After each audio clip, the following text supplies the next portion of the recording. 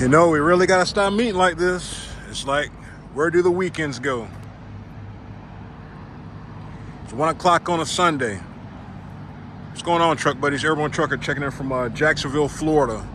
So, the weekends are never long enough. I always say that in my videos. The weekends are never long enough, but you gotta make the best of them when you're at home. You know, do what you gotta do that honey-do list, do what you gotta do with the kids, the spouse, your significant other. You know, whatever you got going on, just make the best of it because you just never know. You know, there's a lot of bad weather going on right now, so you kind of just got to make the best of it and roll with the punches. Got a 530-mile ride. They don't have parking, so I already got my plan set up.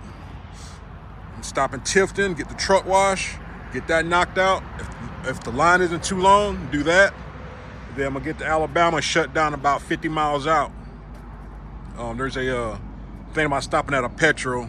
If I don't stop at that Petro, I'm gonna stop at the rest there. That's right after it. But that's the plan for right now. Of course, things change.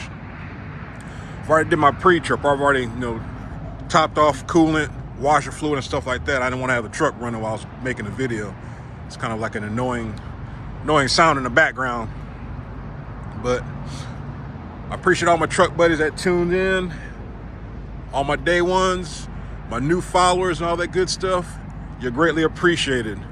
I'm hoping that my chronicles, my adventures, help you make an adventure, making a decision on if you want to join TMC or just get into trucking in general. There's a lot of good information. I'm not saying, there's a lot of good YouTubers out there that are within the company, White Collar Trucker, Trucking with Yeti, Axel Munoz. Those are a lot of guys that have been, with the company for a while, that have YouTube channels. All right, so Axel, he's a trainer. White Collar Trucker, aka Paul, he's a trainer. So check those guys out so you can see what goes on. I think Axel, he stays in the Northeast still. And I think Paul, he stays in Louisiana. If I'm wrong, if you're watching the video, comment below where you're at. But those guys are trainers. Same thing with Trucking with Yeti, my homeboy Blake. I think he's in Houston right now or something like that. He was somewhere in Texas. So he's been dodging the weather also.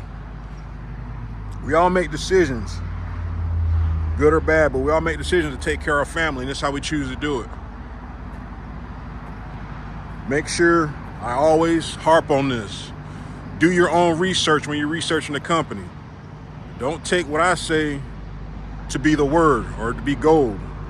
All right, this is my adventure. I've been at TMC for 4 years. It's been good and it's been bad. If you just look at the videos, you can see my adventures. No matter who you do choose to truck with, there's gonna be problems. All right, TMC isn't for everybody. PNS ain't for everybody. Schneider ain't for everybody. Prime isn't for everybody. All right, Melton isn't for everybody.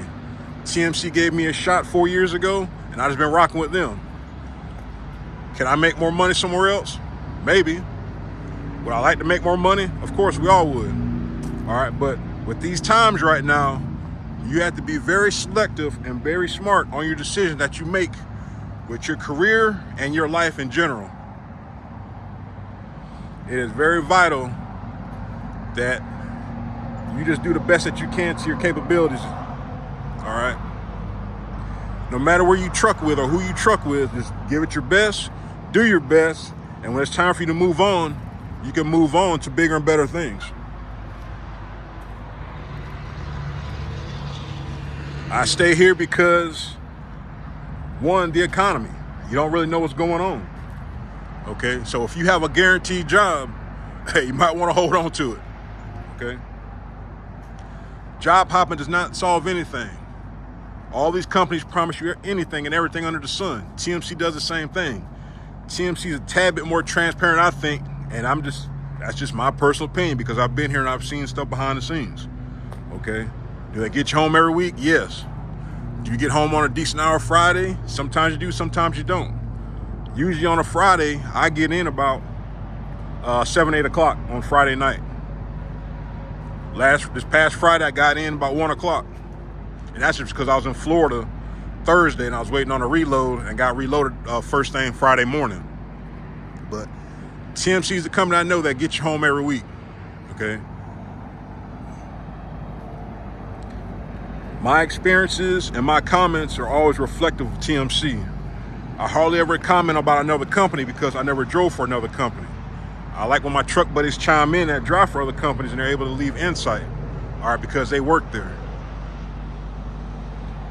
But be safe. It is, man, it's that time of year, man. The weather is getting sketchy. Now I'm going to daggone Madison, Alabama, and the freaking weather is going to be an S show tomorrow. It's supposed to be like a high of 30, I think, or 25, 30. All right, they're expecting snow. Freaking Alabama. It's little ways from Huntsville. All right, I told my wife I ain't staying out this week. I said the weather is just too iffy, and the freight's hit or miss, and it's always been like that. Maybe next week will be a different week. I mean, who knows? We'll worry about next week when we get to it. But for now, I'm gonna head back to the house. I'm gonna be home next weekend, Lord willing. All right. Remember, the decisions you should follow is always your own. I try to do my best to be as transparent as possible. When my truck buddies reach out to me and send me emails asking about TMC or just stuff in general, I try to be as transparent as possible because I always say, these decisions are going to affect you and your family. Okay. Now, man, I'll tell you, it's the hardest part of the week, man. It's always the hardest part when you got to head back out. It's just me and my wife, but I can just imagine, my truck buddies that have, little kids or kids and stuff like that at the house, and wonder why daddy got to leave so soon. Hey, dad's got to make,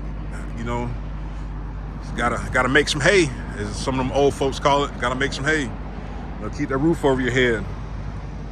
Oh, let me show you what I did. If I can find it.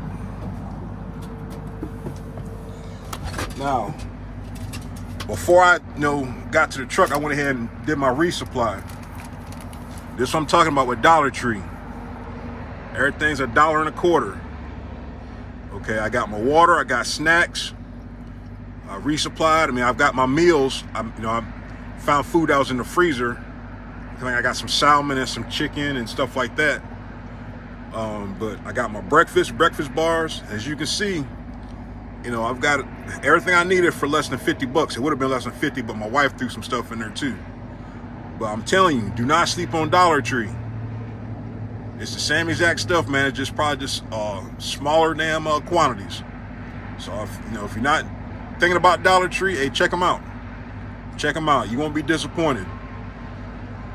Like I said, you get your snacks, breakfast. I mean, hell, they got pizzas in there. I see Jamaican beef patties. Okay. So there's all kinds of stuff you can get out of Dollar Tree. But let's get after it. Next stop, Tifton, Georgia.